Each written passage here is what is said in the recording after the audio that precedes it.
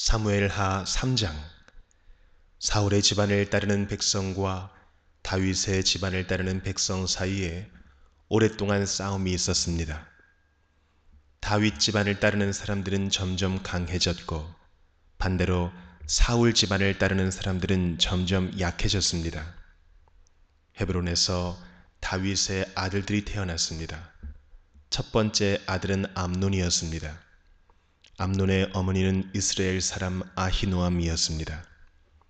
두 번째 아들은 길르압이었으며 길르압의 어머니는 갈멜 사람 나발의 과부 아비가일이었습니다. 세 번째 아들은 압살롬이었고 압살롬의 어머니는 그술 왕 달메의 딸 마아가였습니다. 네 번째 아들은 아도니아였습니다.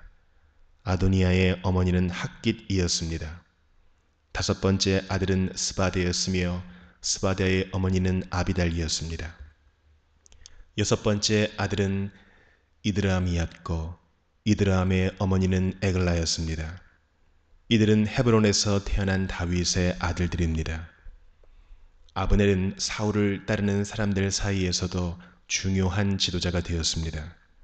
그때의 사울 집안의 지지자들과 다윗 집안의 지지자들 사이에 전쟁이 일어났습니다.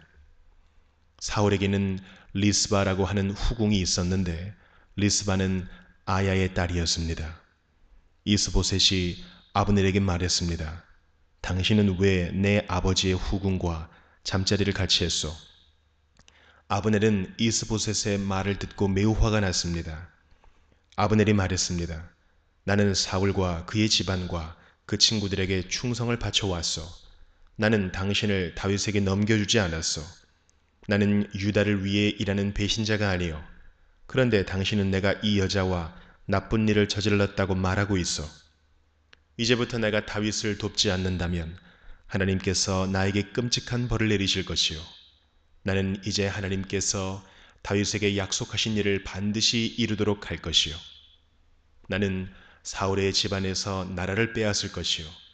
나는 다윗을 이스라엘과 유다의 왕으로 세울 것이요. 다윗이 단에서 브엘세바까지 다스릴 것이요. 이스보셋은 아브넬에게 아무 말도 할 수 없었습니다.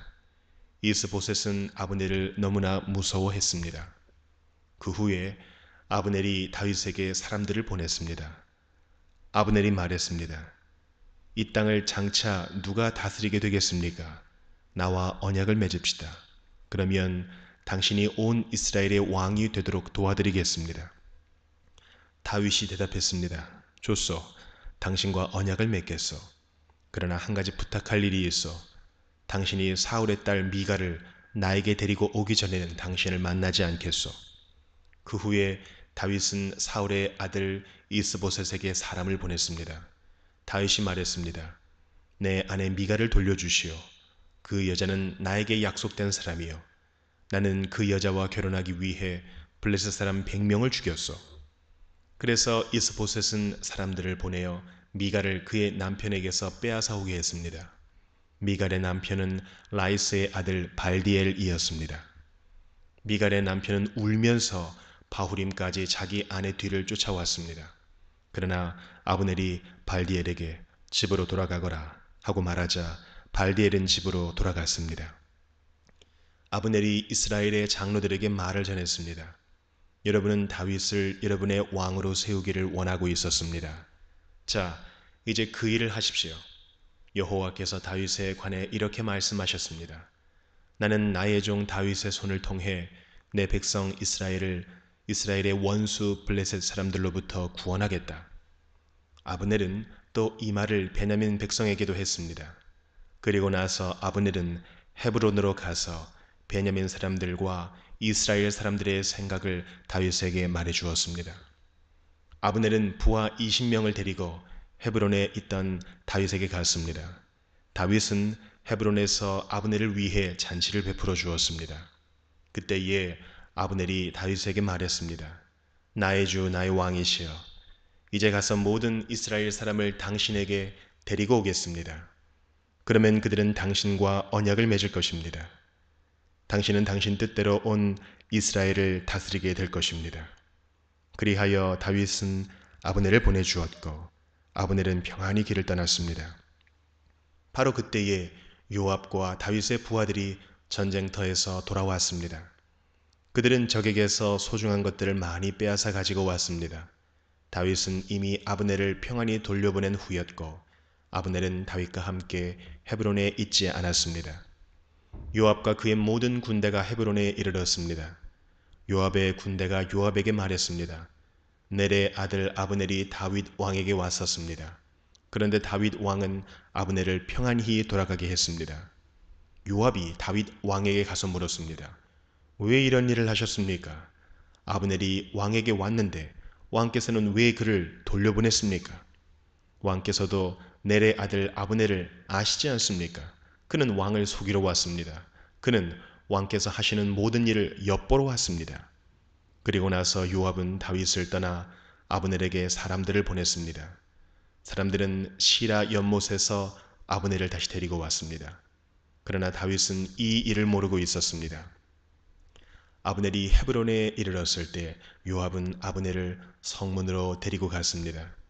요압은 마치 아브넬과 조용히 할 이야기가 있는 것처럼 행동하다가 칼로 아브넬의 배를 찔러 죽였습니다.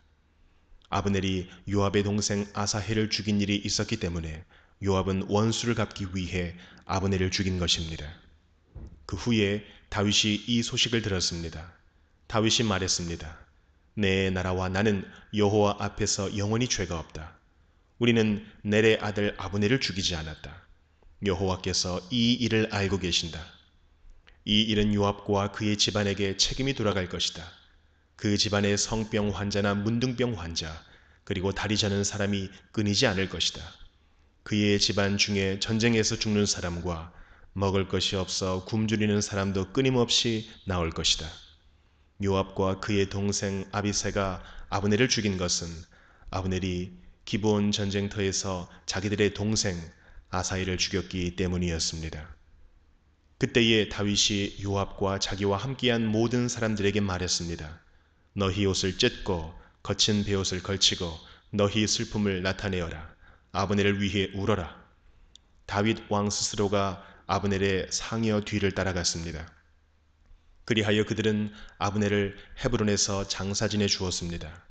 다윗과 모든 백성은 아브넬의 무덤에서 울었습니다. 다윗 왕이 아브넬을 위해 다음과 같은 슬픔의 노래를 불렀습니다. 아브넬이 어찌 이렇게 바보처럼 죽었는가?